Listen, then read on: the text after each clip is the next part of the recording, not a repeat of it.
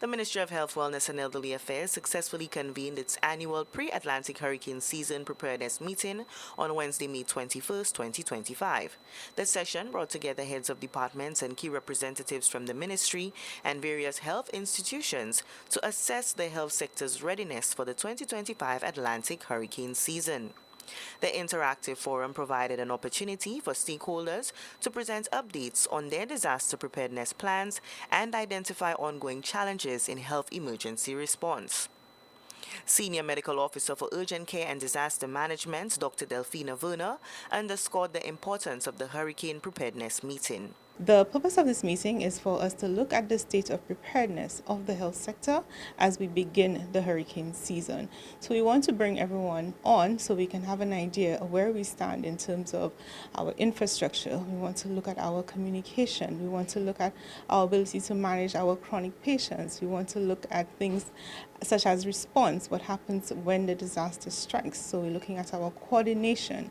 It's very important for us to have these meetings before the start of the hurricane season, so everyone knows what their role is, what their responsibility is, and that in the event of a disaster, everyone can move as needed to help protect lives and ensure persons are safe. We can continue our health services as needed.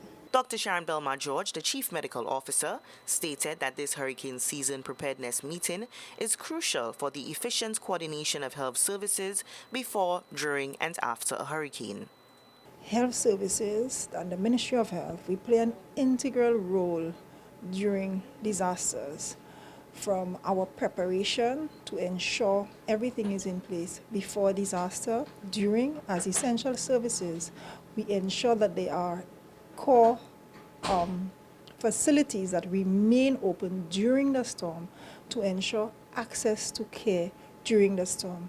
And also after the storm, we usually start off with satellite services that is within the community, but we also work very quickly to ensure that all of our facilities are up and running in a short period of time. She noted that past events have underscored the need to strengthen mental health support, not just for healthcare workers, but also for community members who may face both physical and emotional challenges in the aftermath of a storm.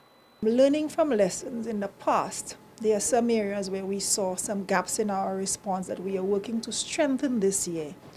One of them is to ensure care for the vulnerable populations, that is the homeless, the elderly, our patients with mental health issues. And we also have quite a few patients who are on oxygen concentrators at homes. This is always of concern to us in the event of an outage of the electricity, that those patients are able to get and have access to oxygen. So these are some of the areas.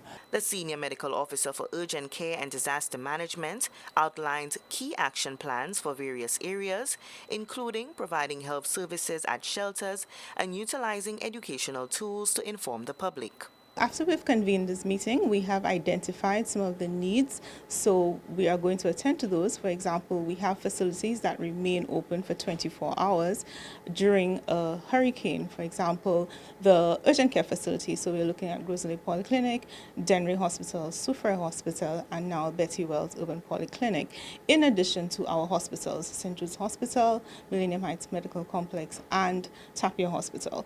So we have looked at the state of preparedness of our facilities. What do we need to address? So those things to be done, and that includes things like water supplies, our generators, ensuring there's adequate fuel available. We have looked at our staffing and ensuring that we have set up our teams, and we're looking at all things coordination. How do we respond? Our radios, our backup systems available? How do we back up our patient data, our IT infrastructure? So there are lots of different aspects that all come together to ensure that the health sector is prepared. The meeting forms part of the ministry's broader mandate to enhance disaster readiness across the health sector. From the Communications Unit of the Ministry of Health, Wellness and Elderly Affairs, I am Onika McCoy.